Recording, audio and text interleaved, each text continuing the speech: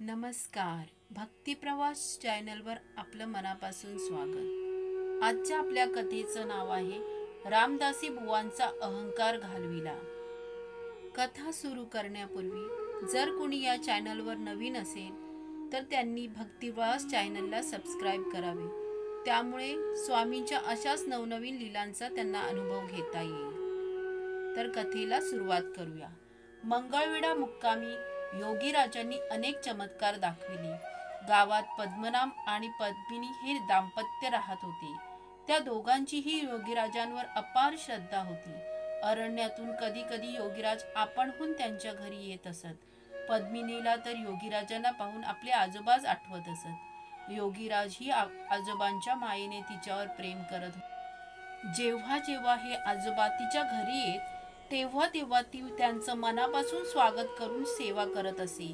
या दाम्पत्याला त्यांच्या प्रथम अपत्याची चाहूल लागली होती.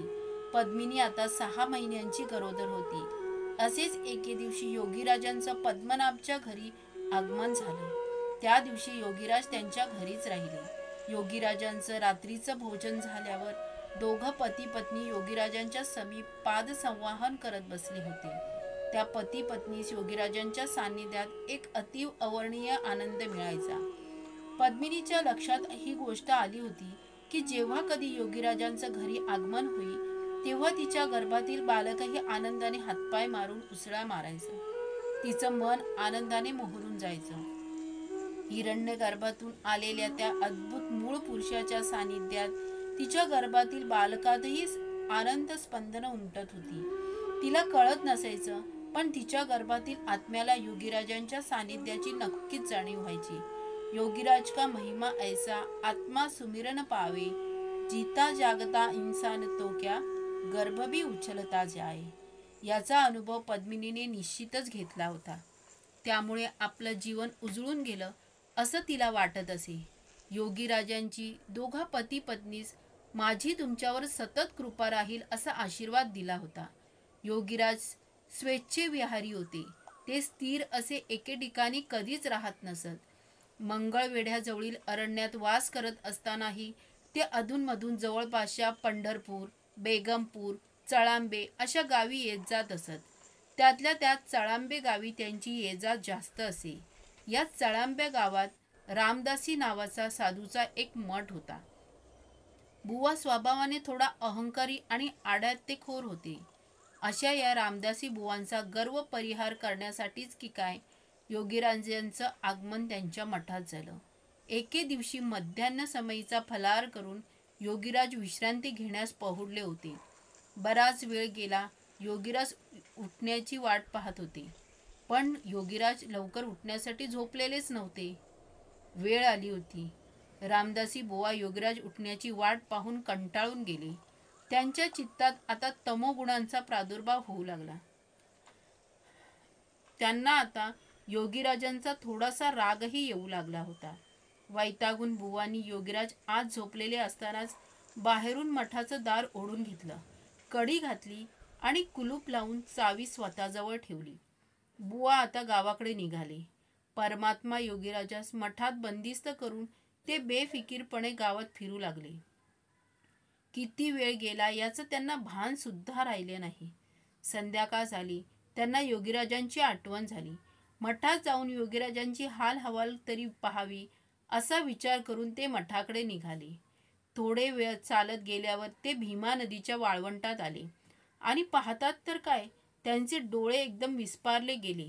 ज्या योगीराजांना त्यांनी आपल्या मठात कडी कुलपात बंदिस्त केलं होतं आणि ज्या कुलपाची किल्ली बुवांच्या हाती होती, ते योगीराज वाळवंटात मुलांसवे निवांतपणे खेळत होते. बुवाचं डोकं गरगरू लागलं. योगीराजांना वाळवंटात मुलांसवे निवांतपणे खेळताना पाहून रामदासी बुवा हैराण झाले. ते योगीराज दुपारी आपल्या मठात येऊन झोपले होते आणि आता हाताने ज्यांना आपण कडी-कुलपात बंदिस्त केलं ते मग कोण होते हा प्रश्न त्यांना भेडसावू लागला. गावात गेल्यावर तर त्यानं फुशारकी मारून लोकांचंही सांगितलं होतं की मी मठात कुलूप लावून योगीराजांना बंदिस्त करून आलो आहे. आता गावातील 4 लोकही जमा होऊन वाळवंटात मुलांबरोबर खेळणाऱ्या योगीराजांना पाहून बुवास विचारू लागली की का हो, हेच का ते योगीराज, की दुसऱ्या कोणास मठात डांबून आला आहात? बुवा शपथेवर सांगू लागून. अहो, मी खरोखरच त्यांना मठामध्ये कुलपात बंदिस्त ठेवून आलो आहे. सत्याची शहानिशा करण्यासाठी लोकांचा मोठा घोळका बुवांसमेत मठात पोचला. सर्वांच्या साक्षीने कुलूप लावलेला दरवाजा उघडला, पण योगीराज मठात नव्हतेच. सर्व लोक आता बुवांची टिंगल करू लागले. बुवांना रामदासी पंत सोडून आता लग्नास बोहल्यावर उभे राहा आणि संसार थाटा असा सल्लाही देण्यास काहींनी कमी केलं नाही. या प्रसंगानंतर रामदासी बुवांचा अहंकार नाहीसा होऊ लागला. कोणीही त्यांच्यावर विश्वास ठेवण्यास तयार नव्हते. उलट आता लोक त्यांना हसत होते. ही घटना घडली त्यावेळी ते सोलापूरचे वेदमूर्ती परशुराम भट्ट गोरे नावाचे गृहस्थ आले होते. योगीराज मठात झोपले असल्याचे आणि तदनंतर कुलूप लावून बुवा गावात निघून गेल्याचे देखील त्यांनी पाहिलं होतं. त्यांनी जमलेल्या सर्व लोकांना योगीराज मठातच कुलपात बंदिस्त होते असा निर्वाळा दिला. हे ऐकून तर आता सगळेच लोक भांबावले. बंदिस्त मठातून योगीराज भीमेच्या वाळवंटात कसे बरे पोचले असतील याचाच विचार सगळेजण करू लागले. हा विचार त्यांच्या सर्वांच्या कल्पने पलीकडचा होता. आता सर्वजण परत वाळवंटात आले. तिथे योगीराज लहान मुलांसवे खेळत होते. सर्वांनी योगीराजांच्या चरणी लोटांगण घातले.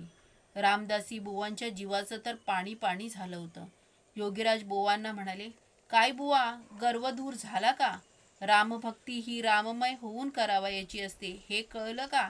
अरे, ज्याचं नाव घ्यायचं तोही राम आणि ज्यानं नाम घ्यायचं तोही रामच. रामानंच रामनाम घेतल्यावर रामभक्ती करणार तरी दुसरा कोण? समर्थ रामदास स्वामींच्या या वक्तव्याची पूर्ण प्रचिती योगीराजांनी बुवास करून दिली. बुवा शर्मिंदे झाले होते. नतमस्तक होऊन त्यांनी योगीराजांची क्षमा मागितली. पायावर लोटांगण घातलं. योगीराजांनीही बुवास जवळ घेतला आणि खराखुरा रामदासी हो असा आशीर्वाद दिला. योगीराज झपाझप चालत मंगळवेढ्यास गेले. इसवी सन 1850 ते 1851 असावे. योगीराज मुघलाईत बेगमपुरा गावी गेले. बेगमपुरा एक छोटंसं गाव होतं.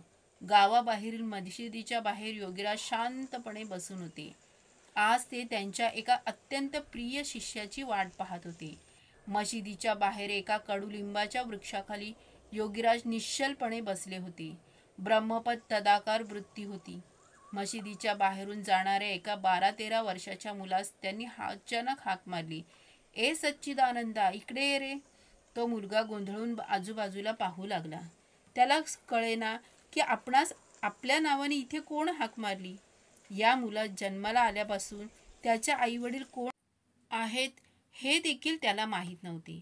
साधारण उंची आणि शिडशिडीत बांधा असलेला तो युवक तेजस्वी होता. विशेषतः त्याचे डोळे अत्यंत करुणा आणि प्रेमाने भरल्यासारखे वाटायचे. आवाजाच्या रोखाने पाहताच कडुलिंबाच्या वृक्षाखाली बसलेले योगीराज त्याला हाक मारत असलेले दिसले. तो मुलगा योगीराजांच्या जवळ गेला आणि अदबीने समोर बसला. योगीराजांनी त्याच्याकडे अत्यंत प्रेमपूर्वक पाहिलं. त्याच्या चेहऱ्यावरून हात फिरवला, नजरेत नजर घातली आणि म्हणाला, सांगे, बरा आहेस ना? सच्चिदानंदास काहीच बोध झाला नाही. योगीराजांनी आपला उजवा हात त्याच्या डोक्यावर ठेवून तिबेटियन भाषेत बोलायला सुरुवात केली. सच्चिदानंदाचे आपोआपच डोळे मिटले. नजरेसमोर तिबेटियन मठ दिसू लागला. गुरुवर्य वँग जिंगमे त्यांशी दिसू लागले. त्या जन्मातील मोठा भाऊ गॅलक्सो दिसायला लागला. त्रिशूळ कमंडलूधारी योगीराजांच्या बरोबर गॅलक्सो आणि त्या दोघांनी केलेल्या हिमालयातील शिखरांवरची चढाई दिसू लागली. हिमालयातील दुर्गम गुहेतील योगीराजांची त्याला अतिशय प्रिय असणारी धगधगणारी धुनी, हिमालयातील ते सुंदर रम्य वातावरण सारे एखाद्या चित्रपटासारखे डोळ्यासमोर आले. गतजन्मातील आठवणीत तो रंगून गेला. आता या ठिकाणी योगीराजांच्या परिस्पर्शाने त्या युवकाची प्रज्ञा क्षणात जागी झाली. त्या मुलाने योगीराजास त्रिवार वंदन केले. योगीराजांनीही त्यास प्रेमभराने आलिंगन दिले. आता दोघीही त्यांच्या आवडत्या तिबेटियन भाषेत बोलू लागले. योगीराज म्हणाली, वेळ आली आहे. तुझे कार्य आता तू सुरू करावेस. पुढच्या 7-8 वर्षानंतर मी अक्कलकोटात जाईन. तुला त्याच सुमारास माझ्या आज्ञेप्रमाणे शिर्डीस आपलं कार्य सुरू करावं लागणार आहे. तुझा मोठा भाऊ गॅलेक्सोही याच जन्मात अवतरणार आहे. आता तो तुझ्यापेक्षा लहान, म्हणजेच जणी तुझा छोटा भाऊ असावा असा अवतरणार आहे. ही समोरची मशीद पहा. आज आपली भेट हिच्यासमोर झाल्यामुळे हीच तुला सतत प्रिय राहील. निर्गुणांची म्हणजेच माझीच उपासना या मशिदात येणारे लोक करतात. तुझ्या या जन्मीच्या कार्यात तुला सर्व जगाला श्रद्धा आणि संयम हीच शिकवण द्यायची आहे. योगीराजांनी आपल्या मांडीवरील एक पांढरं शुभ्र वस्त्र स्वहस्ताने युवकाच्या शिरावर सुंदरसं बांधलं. त्याच्या कपाळाचं चुंबन घेतलं. त्याच्या भूमध्यात स्पर्श करून त्याच्या आज्ञाचक्रात आपली शक्ती प्रक्षेपित केली. सांगेच्या सर्व शरीरात अद्भुत स्पंदन लहरी उठू लागल्या. शक्तिपात दीक्षेचाच तो एक उच्च प्रकार होता. त्याची पूर्वजन्मातील योगीराजांच्या मार्गदर्शनाखालील जबरदस्त तयारी झालेली होती. त्यामुळे फक्त क्षणभराच्या स्पर्शाने त्यास योगीराजांनी उच्च कोटीचा जीवनमुक्त सिद्ध योगी करून टाकला. आता गुरु आणि शिष्य दोघे एक झाले होते. बराच वेळ दोघे निशब्दपणे झाडाखाली बसून होते. वेळ आली होती. सांगेने उठून योगीराजांची आज्ञा घेतली आणि तो चालू लागला. योगीराजांचंही आता काम झालं होतं.